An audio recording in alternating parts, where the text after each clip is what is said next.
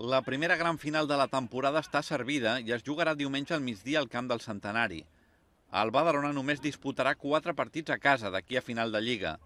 Tot i desplegar un bon joc, l'equip porta 4 jornades sense aconseguir la victòria. Els escapulats necessiten els 3 punts per no despenjar-se en la lluita per estar a la zona alta i mirar de classificar-se entre els 4 primers. És un partit fonamental. Arribem als 10-11 últims partits, dic 10-11 pel tema que amb el Maonès no hem de jugar. Això sembla, si mireu la classificació, això sembla una parrilla de Fórmula 1 amb el Vettel, que és l'Atlètic Baleares, que està molt distanciat. Tota la resta estem, diguéssim, pràcticament, tenim 3 equips per sobre nostre empatats a un punt. Nosaltres estem amb les opcions intactes i ara és quan hem de transmetre tot l'optimisme que nosaltres estem veient amb els jugadors.